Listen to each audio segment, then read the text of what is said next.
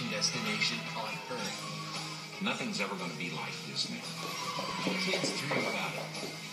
The competition studies it. It's getting able to duplicate it. So what makes Walt Disney World? Disney is held to a higher standard because Disney holds itself to a much higher standard. How do they keep people coming back? The expectations of people who come to Disney, I think, are probably higher than when they do anything else in their life. What is the story behind the story with Walt Disney World?